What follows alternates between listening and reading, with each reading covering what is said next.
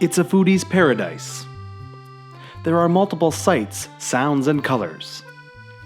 You can easily travel from one end to the other in this city of over 12 million people.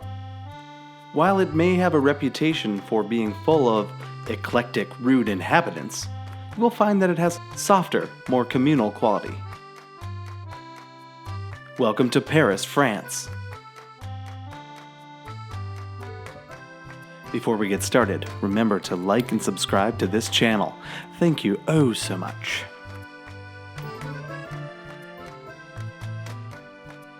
Paris was originally settled around two islands in the River Seine by the Celtic Parisi tribe. By 52 BC, the Romans had conquered and established a city originally called Lutetia Parisorium. The 16th century proved a prosperous time, and the city swelled to more than 250,000 people, thanks in part to a strong and rich economy. Then, in 1798, the monarchy fell with the French Revolution, and that spirit of rebellion lives to this day. The 19th century was good to the culture of Paris, and France as a whole, bringing us to modern-day Paris, which is a world model for the arts, design, gourmet living, and traffic. Now let's take a look at 8 things to do in Paris, starting with the must-see and ending with the don't miss. Napoleon's tomb. Nestled on the left bank of the Seine, across from the Grand Palace, Musée Armé, and Napoleon's tomb.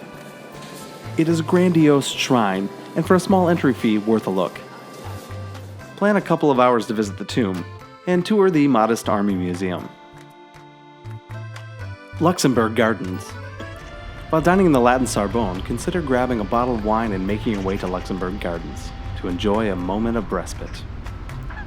Take in the clean air and hundreds of lounging Parisians.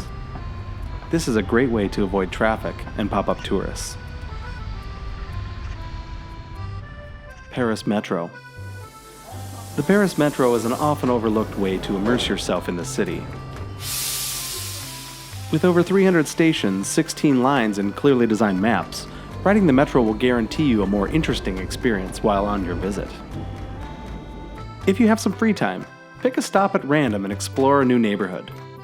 You will be surprised at how diverse and beautiful the lesser-traveled parts of Paris are. Arc de Triomphe. Take a short walk down the Champs-Elysees to the westernmost point, and the Arc de Triomphe. The monument was created in phases and completed in 1836. The Arc honors French soldiers who fought and died for France. For a small fee, you can take the stairs to the top, where there's a museum and a gift shop. Go up another level, and take in a full panoramic view of Paris. If you're strapped for time, save your rooftop viewing for the Eiffel Tower. The somewhat lesser-known world-class museum is the d'Orsay. Containing mostly French 19th and 20th century art, the museum also holds Impressionist, Post-Impressionist, furniture, and photography. Plan on 2 to 3 hours in total for entrance lines, avoiding selfie sticks, and to see the entire museum. If time allows, take in the classic architecture of the building, featuring a large clock on the west end. Those were some items you should see if you have the time. But if your time is limited, you better not miss these next items. Notre Cathedral. It's old, it's beautiful, and it's the perfect place to do a photobomb. The Cathedral of Notre Dame has it all: embellishments, gargoyles, history.